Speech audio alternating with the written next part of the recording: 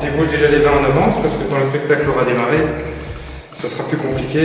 Et puis surtout, on est sur des vins rouges qui doivent respirer un petit peu, donc ça leur fera pas de mal d'avoir quelques heures d'aération.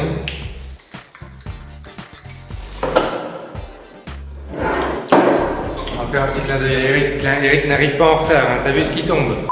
C'est pas dans mes habitudes. En gros, il est là, il est comme ça quand il parle. Il est là, c'est bien qu'il est comme ça c'est sa position fétiche. Et je ne savais pas qu'il faisait un spectacle. C'était vraiment une vraie grosse surprise. Il a tenu 3h30 son dernier spectacle sur scène et le public riait toutes les 10 secondes. C'est vraiment un showman, quoi.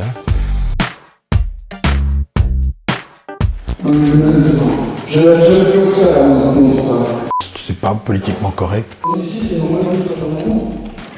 peux pas être toujours dans la ligne. Le problème aussi avec Eric, c'est que le spectacle ne s'arrête jamais. Ils ont mis 3 heures sur l'invitation. C'est vrai? Ah ouais. Il a toujours le général qui est derrière, Maria. Le général veille à ce que le spectacle ne dure pas 5 à 6 heures. Tu penses bien? Bon, j'espère que vous avez été faire pipi avant. Et si j'entrais avec mon Duffelcoat et mon capuchon sur la tête en disant « Je suis ton père ».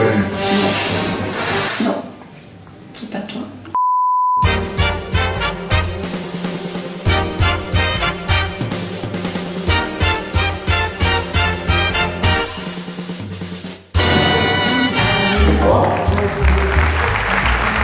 Un premier de classe, quoi.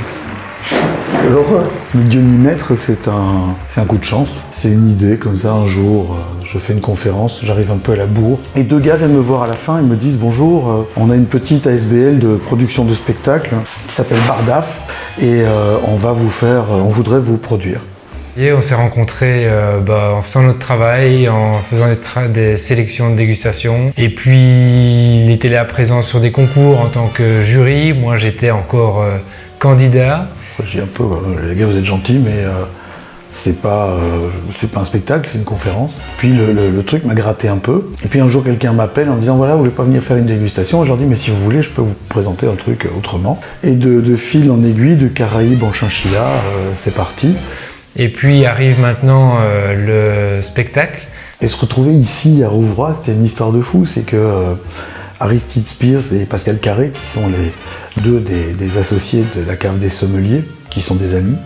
Enfin, j'ai la prétention de le croire, en tout cas. C'est ça, c'est un peu de coaching, c'est beaucoup d'amitié. Et l'idée était venue de l'organiser une fois ensemble dans nos contrées lointaines, il y a 6 mois de ça, avec beaucoup de succès.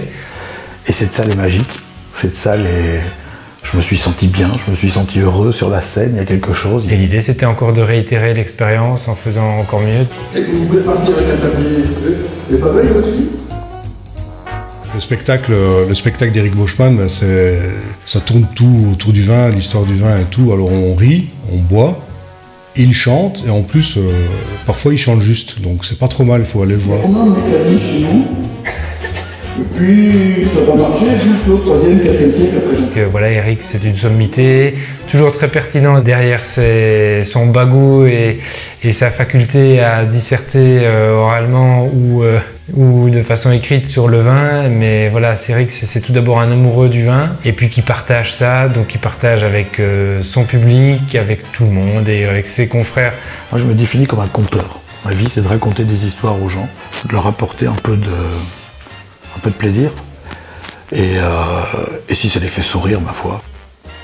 Voilà, maintenant vous savez tout.